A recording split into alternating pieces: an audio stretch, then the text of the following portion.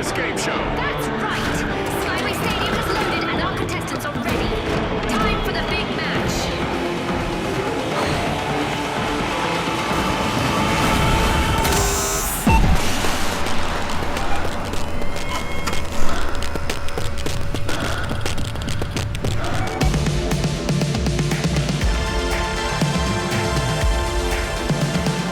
The finals is more than just a shooter game. It is about a competition of raw skill and creativity mixed with a chaos element that will make every match unique. Born from experienced ex-developers of the studio that brought Battlefield comes a new taste of what gaming is. In this video, I'll be guiding you through the very basics of the game, as well as prepare you with some advanced concepts so you can start dominating your next match. My name is Kumo, and I welcome you to the finals.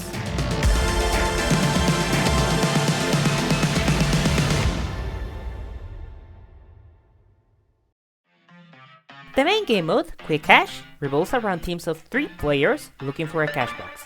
This cash box contains big money that can only be redeemed when inserted at the cash out station. Once the cash box is in the cash out station, you have 2 minutes to defend it while the cash out is processed. The other teams will do anything for that cash out as well, and in order for them to claim it, they will have to steal it by getting close to the station and interacting directly with it for 7 seconds. Did one of your teammates fail in battle? Don't worry, just grab this statue to somewhere safe and revive them. It will come back as if nothing happened. By the end of the match timer, as long as your team has the most money, you will win. This is the core identity of what makes the finals into the finals. Although you might find Team Deathmatch head-to-head or Power 6 more appealing, we will only be covering everything related to Quick Cash and rank later in this video. Now, let's get into the first lesson. The finals is first and foremost a physics-based game. This allows for destruction of most of the arena, as long as you have the right tools, of course. You see, not everyone has the same destruction potential. Most likely, you will find the red canisters lying around. These, as you saw, will be able to make holes very reliably. Generally, destruction can be used to your advantage to make a hole where they will least expect you to come, or even to take down whole sections of the map in order to make it harder for everyone to traverse it. Most common way to make good use of destruction is to make a hole underneath the opponents that are stealing to have a chance to interrupt them and have a head start in damage to wipe them. There are very few situations where there is almost no destruction and everything stays intact. Just know that the longer a game goes, the more likely it is to see destruction. Explosions are the most effective in damaging surfaces, but also bullets can. We will see in more detail what works better and what not, but do have in mind that you cannot prevent destruction. The only constant in the arena is that the very lowest ground will never be modified, so maybe forcing fights or the objective to move to the lowest ground might be the greatest advantage you can get. Also, you might notice that the more a structure gets damaged, the more worn it gets visually. At far, you might not be able to see it, but if you're close to an area that is already damaged, that might give you a clue on how to act on your next engagement. The core of the gameplay is based on the class system, also known as builds. 3 main ways to play the game. To each build, there is 1 specialization, mostly known as spec, 1 weapon, and 3 gadgets. In the loadout editing tab, and just before the game starts, you will be able to change what your main loadout for the match will be. Also, you have 4 extra spaces to choose on alternative weapons and gadgets to change mid-match. Each build has their own unique specializations, weapons and gadgets. Although there are some shared and universal gadgets, most of them will be unique to each build. And as more specializations, weapons and gadgets get added, or balanced, the playground will be constantly changing, as so the archetypes for each build. First of all, we have Medium. Medium has 250 health points, average movement speed, gadgets meant for general utility, some mines, and mobility gadgets that can benefit the team. Its specializations may be centered around a specific playstyle depending on how you would like to help your team. Maybe putting down an automated turret for defense, or using a heal beam so they can stay longer in battle. Or in the other end, the dematerializer might help your team with a different way of modifying the arena. Medium is meant to be a jack of all trades, particularly picked for some of its best gadgets like Defibrillator to bring back wiped teammates almost immediately, jump pad, and zipline that provide mobility for anyone that uses it, and the debris shaper, which will easily deal with other specializations and gadgets, making them useless. Then we have Light. Light is better described as a high-speed glass cannon with only 150 health points. Equipped with very high DPS weaponry, specializations meant for infiltration and evasion, and equipped with gadgets meant to make everything harder for the enemy, including utility that makes for coordinated traps, tracking, or reconnaissance, and help with distraction. Its available specializations are Evasive Dash, Grapple Hook, and Cloaking Device, which will make it almost invisible. Light creates some more value the more time it is alive, actively facilitating or getting kills. Some of the most used gadgets also center it as the general utility for the team, like the Gateway, which will create a temporary portal, Glitch Grenade to temporarily disable contestants and gadgets, and Sonar Grenade, which will reveal enemies on its range. Very important, Light is fragile, and it can become a long-term liability. My suggestion is that if you're new to the game, only try Light first and foremost on other modes, like Power Shift to get a grasp on how to use the mobility and evasion tools to win engagements, while maintaining enough distance from the objective to help out. You are not meant to be directly on the front line, but most usually using flank routes and scouting for your team to also have them help you, and you help them in the most important moments. Lastly, we have Heavy. Heavy is a big mean punching bag with 350 health points but the slowest movement. Better defined as a close quarters menace, demolition expert, and likely the most versatile build full of gimmicks. Every specialization brings a unique way to engage and approach objectives. You could center yourself around destruction and disruption using Charge and Slam. You could be the main anchor of your team and bring a mesh shield for instant cover. Perhaps an utility option like the Winch Claw could also serve you for bringing opponents closer to you, or just to move the cash out easily. Or alternatively, you can bring a Glue Gun that will do wonders by halting enemies. Rank 1 has like literally double the rank points of I rank finally 6. did it! I finally did it! What'd you do? I killed someone by jump with Glue Gun. Oh, that's funny. Bring another layer to mobility, fortify areas, and even more. Heavy's main role is to be essentially the frontline or the starter of fights by using destruction or other tools to create openings and entries when Light is unable to. Its role is mostly defined by gadgets like Dome Shield, Barricade, C4, RPG, and Lock Bolt. Heavy's greatest strengths come at the expense of having a big hitbox, slow movement, limited range, lower average DPS, slower recovery, and much more. More of these dynamics on how builds play out to counter each other and help each other will be covered later into the advanced section of the video. Now that we covered the builds, let's go back into the arena. Welcome to the arena. Let's review what we know so far. We know that in the arena there will always be a cash box to go after, a cash out station to claim, and other teams that will get the cash out at any cost. We know that the arena can be modified with destruction and that each build will bring out something different to the match. Good! Now let me introduce you to the arena playground. So far we have 9 different maps with more likely to come in the future. To each arena there is different aesthetic and different dynamics. Learning all of the maps as a beginner will be hard, especially when you get caught by surprise from somewhere you don't know how to get to or get around from. Understanding each map and what works on each one of them is something that will come with experience and better understanding of the game. For example, if engagements tend to happen at long ranges, then you might go for an option that outranges your opponent, or something that helps your team to close distances and force close engagements. In every match, a random arena will be chosen, as well as your starting position. Your team will spawn along with you, and the match will follow as we already stated. Locate and open the cash box, take it to cash out station, defend it or steal it. Arenas will usually have variants to it. This means that the map will keep the same layout, usually, but the cash-out station might appear on an elevated structure, moving platform, or maybe the map is partially destroyed by a sandstorm or a giant duck. Variants might also come with other modifiers like time of the day, changing how illuminated some spaces are, sometimes making it nighttime, or even snowy for when Christmas is around.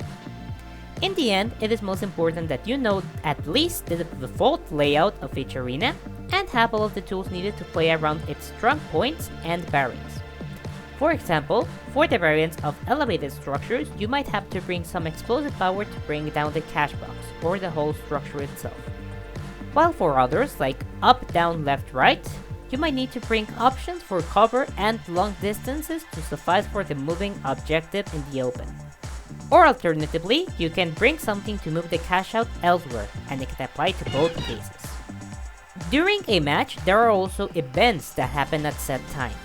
These events add a layer of chaos that you can either use in your favor or can easily go against you. Such event is low gravity, which does what it says and makes all of the gravity on the arena notably lower until the timer runs out. This event affects every contestant and every projectile thrown out. Other events, such as Meteor Shower, just make it so meteors fall close to the cash out station. And similar to this, alien invasions are meant to destroy part of the arena. And orbital daisirs can also destroy areas, but are meant to punish gambling players that are standing still.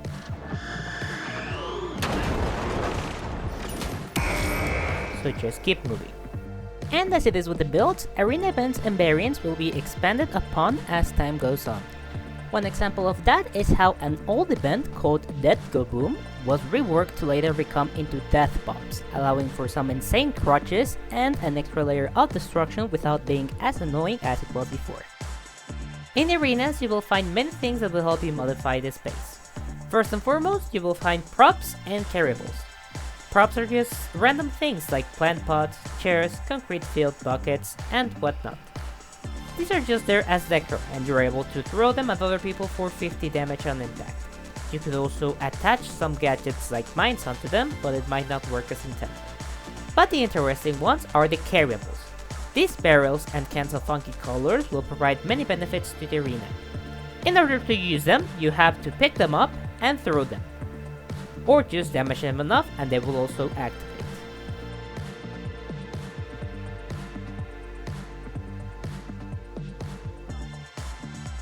The red can will fly and explode on activation. The explosion destroys structures easily and can affect contestants to deal up to 100 damage. The blue ball with a cross will leave a health point regeneration pool on activation. This regeneration might seem insignificant, but it might be just enough to help out your team or a single contestant that might need to recover faster or sustain damage to come out victorious. The grey with blue barrel that looks like a comically big C battery is a glitch barrel. This one will have the same effect on activation as the glitch grenade, which will shortly make any contestant it reaches to not be able to use gadgets or specializations for 5 seconds and drop anything they're carrying, like cash boxes and other carryables.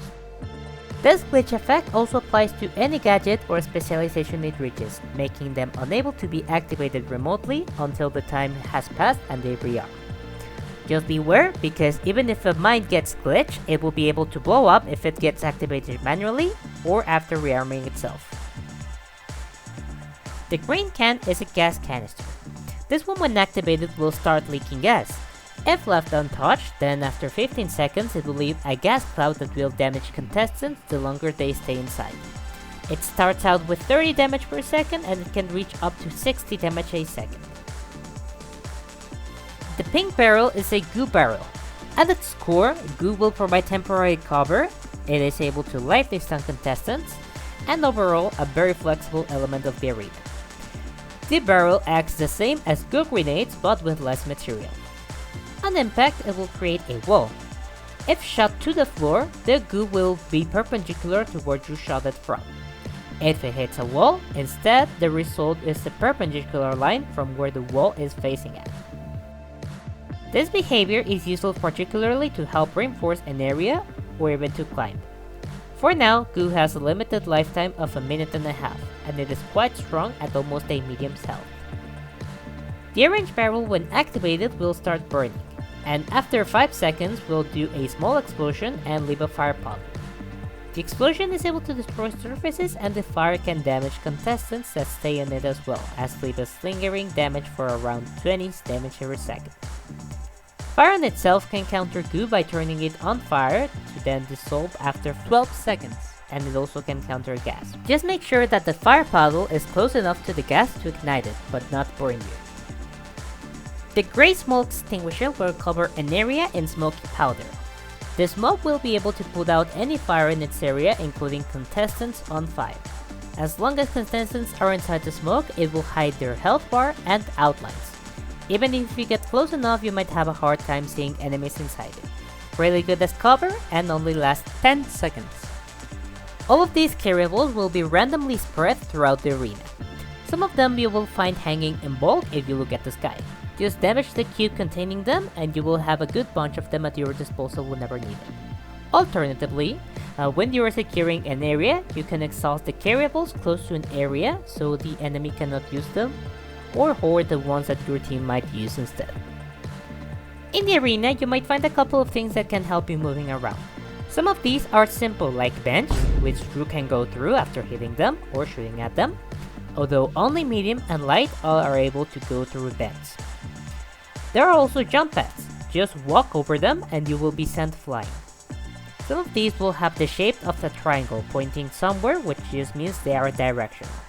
Unlike the circle ones, which will just send you up and in the direction you were going towards. Zip lines might also come your way. Just interact with them. This will connect you to the cable and take you to the other end of it. Very good to cross large gaps. On some maps you will find cranes. If you get to the top, you will be able to control it and use it as a bridge. Only the cranes and ziplines can be destroyed. Even the ziplines placed by contestants are able to be destroyed, while jump pads cannot be destroyed unless they are placed by contestants. Now that we mentioned jump pads and ziplines, let's go on to the topic of movement. Understanding the movement quirks of the finals is something that will provide you an advantage in many situations, simply because you're able to juke out an enemy, or it will help you to take huge shortcuts. First, we gotta differentiate movement as for what the contestant can already do, and mobility, which is the many ways of moving around that the arena provides already, and what gadgets and specializations allow the contestant to do. We already understand light being the fastest, heavy being the slowest, and medium being right in between. All of them have the same capabilities of moving around even without extra help. Sliding, jumping, mantling, and air control are the basis of what makes for more advanced movement techniques. Sliding is accomplished by crouching after starting to sprint. By itself, it will only give you a small amount of speed before slowing you down, and help you get through small spaces quickly, except again for heavy. After sliding, you can get right back on by leaving off the crouch key, or if kept pressed, you will continue to slide for as long as the terrain allows you. It is best to slide along sloped surfaces, as you will keep sliding until the terrain is flat enough to force you to walk. In flat terrain, it will not do much other than help you move to mess with enemy's aim. While you cannot spam it, after a little delay, you can continue doing it over and over without slowing it down. Jumping combined with sliding will get you some speed going forward. You can also jump from zip lines and get a speed boost. Just be sure that you hold the key for the direction you want to keep going to and then jump. This can be used to get to places quicker and avoid common traps set at the end of zip lines. You can also just press crouch once to disconnect from the zip line, and you maintain a bit of your momentum. Mantling is used to get up ledges and skip fences or obstacles that are just above your jump height.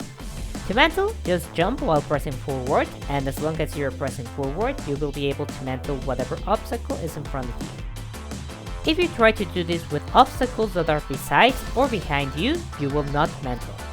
You need to be looking forward to it and pressing forward to mantle. This is more useful for the times where there is a lot of debris in the arena. Since some pieces will be too sloped, it might not let you just walk up to it. And so for these situations, try to move around and mantle whenever possible to not get stuck in between the rubble. Air control. What air control does is just allow you to have some influence over where you move while airborne. Some might call it airstrafing. It will mostly come in handy for precise movement tricks and for redirecting yourself after using a jump pad or jumping from a zipline. Just press into the direction that you want to go towards. It can be used to counteract jump pads by going the opposite way you are going towards to slow you down, or trick contestants that are chasing you. This air control is not very strong, but it might just be enough to do shortcuts and save you from bad situations. We're getting close to the advanced topics, and just before we get there, I feel that the topic of cheating is important to mention. We are not going to discuss time to kill or why certain weapon is superior or worse, but just know that this game has usually a forgiving hip fire at close, which means on most weapons you can just get close to your enemy and spray and pray. We have the ability to aim down sights. Most weapons benefit from it since it forces all of your shots to hit at the very middle of your screen. And for console players, it allows a small magnetism to enemies, so you have no reason to not use it. Unless you use weapons that don't benefit much from aiming down sights, like shotguns, and some weapons with already perfect accuracy. Moving, jumping, and being airborne affect your accuracy, even when aiming down sights. It's not quite like other games where you have to completely stand still to be perfect, but do keep in mind that, especially when moving, you have to be a bit more accurate to hit your shots, since there is bloom added. 99% of automatic weapons shoot in defined recoil patterns. This means that, just like those other games, you can learn the recoil pattern in order to make your shooting very accurate and counteract the recoil. Semi-automatic weapons like rifles follow the same rule, but unlike automatic weapons, you are more capable of controlling these by controlling your firing speed.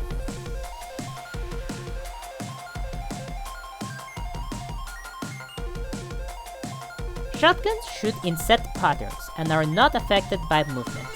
Depending on how much pellets you hit, that is the amount of damage you will deal.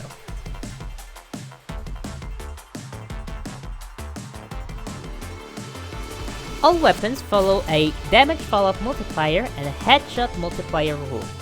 This is just to limit how effective a weapon can be passing certain distance. The damage falloff affects the total damage it can deal based on how far the objective is, while headshot multiplier increases the damage dealt by a flat amount on every headshot. Some weapons, like shotguns, don't have the headshot multiplier, and melees won't have aim down sights nor headshot multiplier. Instead, they have alternate attacks or alternate actions you need. With all the information we have so far, you're basically ready to go on the arena and experiment with everything so you can make your own judgment of what works better for you. What goes next is more detail into the main attraction of the game, which is Ranked Tournament, details of builds and synergies, and counters and technical details of the game. So, if we're all ready to continue, let's get going. We already reviewed the main mode of Quick Cash, and what Ranked does is essentially turn Quick Cash into an actual tournament. 8 teams will be separated into 2 brackets to have separate matches in the first round, being these matches of 4 teams each. The 4 teams battle it out for 2 cash boxes and 2 cash out stations simultaneously. Contestants can respawn with a limit, in case their teammates cannot resurrect them. These revive tokens will be consumed only when you want to force your own respawn, so respawning along with your team doesn't waste tokens. Also, the token amount you get will be increased by 1 with every round played. Eliminating enemies and ensuring objectives runs money for your team. Having your whole team wiped loses you money. The 2 teams with the most money by the end reach the next bracket, while the other 2 teams get eliminated from the tournament. The second bracket is a match that plays out equally but with the 4 teams that pass the first elimination bracket. And the last bracket of the tournament, the finals, consists of the 2 best teams fighting for 1 cash box and 1 cash out station. This stage only requires a team to cash out twice in order to win the tournament. As it is with normal Quick Cash, in Ranked there will be 2 cash out stations already set on the map, but due to the way that the match plays out, one might have either a really hard first round resulting in elimination, or a very easy climb until the finals. In contrast to Quick Cash though, In Ranked, the build and loadout you choose will stick with you for the duration of the round, and likely the whole tournament. Although you're able to change with your reserve between rounds, if you're going with any sort of meme loadout, you gotta commit to it, since you will be playing at the roughest environment where everyone is reaching for the maximum status of Ruby rank, which only constitutes of the top 500 contestants of each season. Alternatively, you can get the experience of Ranked without facing overly sweaty contestants by hopping onto World Tour, essentially a casual version of Ranked, with a couple differences. No cash losses, you can change your loadout with your reserve after dying, and usually there will be new gimmicks every week to spice up the game and experiment with new features. And so, when everyone is trying to get to the top, it begs the question, what is the best build and team composition to dominate? Light, medium, and heavy all work together to create synergies and complement what other builds alone cannot do. For the case of Light, there is a great dilemma that comes with locking into it. Light loses on most matchups. If you actually do the numbers and compare the damage of Light weapons versus medium or heavy weapons, Light only gets advantage whenever it starts shooting first, and then it's the victim that has to react. You may be a name god and whatnot, but do remember that if you slip up, even by just a bit, you are likely going to cause many losses for your team, since being highly mobile and deadly is not enough to win games if you're the most fragile. Light's main task is to scout around the area and secure kills by flanking, but also, if you decide to go with support gadgets, which is what everyone at the top is opting for, you are also in charge of securing the cash box so it can quickly get to the cash out station. Gateway is an ideal tool for that, since it helps to cut out exposition for your team and allows for instant repositioning, even just for yourself. Since you will keep distance from the team, H+ Infuser is a solid option for its ability to heal teammates very quickly, enough to bring a heavy back to full health instantly. It has unlimited range, and all it needs is line of sight and wait for its punishing cooldown. The only real counter to Light is being hyper aware of common scouting spots, or even trying to flank the flank to get the first advantage in a fight. Any reliable counter that both medium and heavy can bring is anything that deals high damage in burst, or force the Light to close distance hoping that it is too aggressive and slips up so you can exploit that. In a Light vs Light scenario, the better aim and movement will win. Light has the best weaponry for all ranges, with great variety that includes the gimmick weapons. This includes two very dangerous melee weapons that can insta-kill, and also bow and throwing knives, which both have infinite ammo, but they are projectiles, and you're also able to charge them to release a single very deadly shot. So if you're just getting into Light, your best weapon choice would be either XP54 for an automatic, or 93R for burst. For gadgets, carry rich grenades to use them as most as possible, and then your own choice for gadgets depending on what works best for you and your team. For specialization, the best is arguably a basic dash, otherwise go for grappling hook, and try to avoid cloak simply because the experienced contestants already can identify cloak very well. Heavy is basically the opposite of Light. It is not the best at movement or mobility by itself, but it is really good at destruction with tools like C4, RPG, and Charge and Slam. And also has crowd control such as Lock Bolt, Goo Gun, Gravity Cube, and Winch Claw. Heavy is usually the one contestant to be close to its teammates and be the main anchor of the team or a combo. In high level play, the Light will be separate from the team while the combo of the Heavy plus Medium try to stick together to control an area, and Lighthouse to scout and fight around the perimeter while Heavy basically tanks everything. That help point advantage Heavy has allows it to be the one contestant most likely to come out winning in single duels. If Light is the most likely to lose on one-on-one matchups, Heavy tends to win simply because of the HP, even if it's not the one that starts attacking. The most chosen specialization for Heavy is Winch Claw, used to pull and stun contestants that get too close, as well as to relocate cash out stations. If not Winch Claw, then Charge and Slam is good for the destruction and disruption, which also can interrupt steals if you knock back the enemy. Mesh Shield in particular is used for instant cover, which can be used mostly to juggle it, which is good to counter weapons of instant high damage like shotguns, RPG, and snipers. Although its difficulty of use comes with judgment of when and how to use it, since pulling it up and down will use up some of its health, and if it gets to 0 then it has to recharge for a while before being able to use it again. We also have the almighty Goo Gun. It only has 20 shots per mag before needing to reload, but the value that goo brings is almost infinite provided no one actually deals with goo with fire, just shoots at it, or it deals with the heavy first. This gadget is very controversial, and I wouldn't be surprised if it gets reworked soon given it allows for mobility, infinite reinforcements, infinite stun of enemies and teammates, and the fact that every other week people find movement, quirks and tech involving it. All I can say is that this is the best, most underrated spec simply because most of its value come with creativity and improvisation on the fly. Heavy is not much of a long-range fighter, so it has to force engagements to be in its favor, with the effective distance of medium to very close range, depending on the weapon. Some of its weapons also have added structural damage, meaning that it makes it easier to break structures. For the gimmicks, we introduced Spear, that is an overall weak melee but shines whenever it is right in between all of the enemies and can hit them all at the same time, particularly bad for power shift. Then there is Sledgehammer, which is the undisputed king of destruction in the arena. Bonk!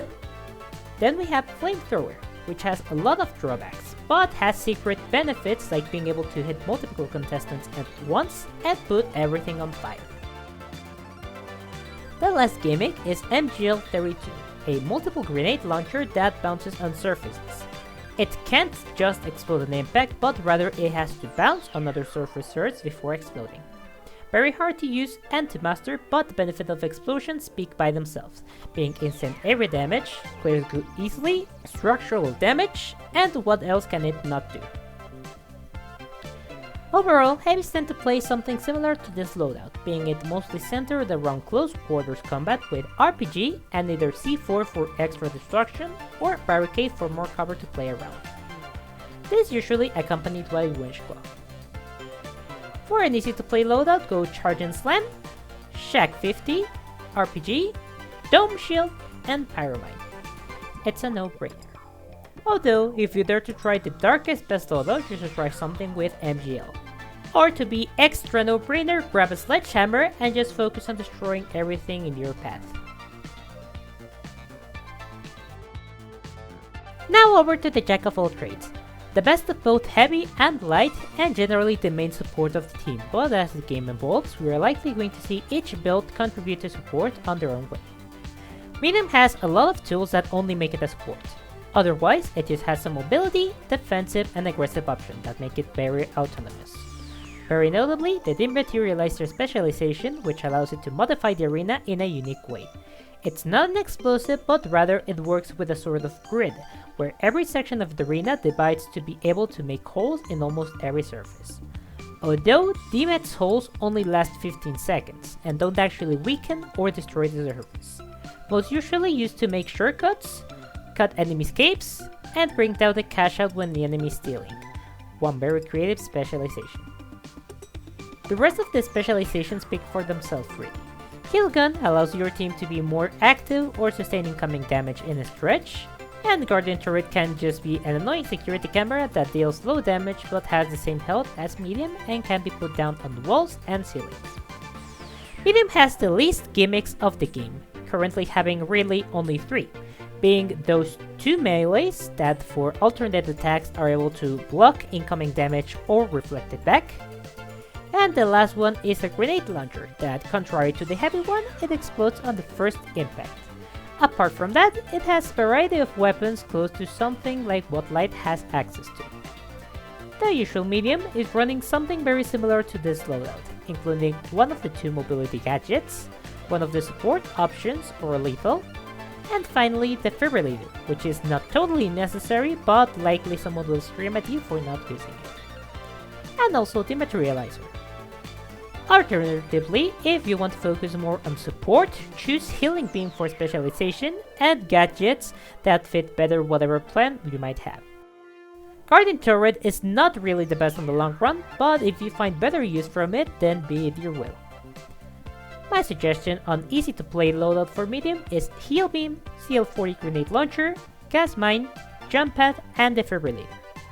Although I myself carry Explosive Mine instead of Gas Mine or Data Reshaper for Jump Pad.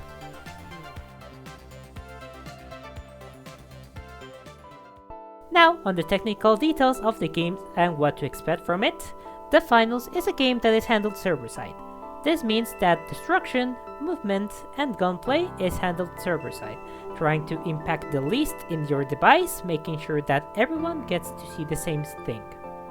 Despite that, the game is CPU intensive, meaning that if you don't have a device that can handle it well, you might have lag spikes in the middle of the action, or not reach consistent frames per second. In terms of graphics, it's quite nice. There is absolutely no problem running it on the lowest settings, as it is with most of my footage. If anything, just be sure to turn up the lighting effects, anti-aliasing, and have full resolution for more clarity. These tweaks work best to spot people at night time, in the middle of smoke and debris, and with cloak. We also have NVIDIA Reflex with boost, frame generation, and ray tracing if that interests you. As I mentioned before, the game is physics-based. This means that at any point in time, there might be weird destruction or something very strange might happen that will be fixed on a later update. This leads us to the quite controversial topic of when tech meets exploits. Techniques, or better known as tech, is a combination of the game systems pushed to their limit in order to bring an advantage. Such is the heavy animation skipping with mesh shield at the right timing, window mantling to quickly climb buildings by just moving correctly close to windows, maintaining horizontal momentum that allows for longer jumps, and the Soviet Phantom Hit on melee weapons, which was just pressing quick melee after attacking. These kinds of things, in contrast to exploits, might blur the line between what should be acceptable, since some things might happen under very specific circumstances, while other occurrences are easy to replicate and make the game harder for whoever is on the receiving end. Such is the example of making your character invisible from before the game starts, exploits that can crash matches, and most usually goo interactions and infamous movement quirks that are now patched or yet to be discovered. Lots of exploits can search from one day to another. Some of them are punished while some others exist in the game for some time before getting patched adequately. Just be sensible and think about what is happening so in the future you can also use it to your own advantage, and as learning experience. To which, the game updates weekly every Thursday, and has its patch notes on the official website at reachthefinals.com/patch notes, usually with minor balance changes every 3 weeks. There is a lot to the game that I can cover in a single video, especially for a basics video. For that matter, what I can recommend is to analyze what other people are doing and what advice they give for coaching. If you want to start going into competitive, first try to understand the build that you're going to lock into. Experiment with new things and always keep learning. I myself just have shy of 500 hours, mostly on heavy, but other people with thousands of hours still learn new things all the time, especially since each season we will have more toys to play with. I can recommend you to watch some of the videos of people like Ronin and Apu, which focus in teaching the game for competitive mostly. Links to the videos of these guys will be in the description below. If on the other hand you would like to learn more about the quirks of the game itself and how far some specific strategies can go, then I encourage you to look in the wild for the correct person and share about it in the comments. I myself have lots of time into heavy gimmicks if you wish to follow my journey in future videos.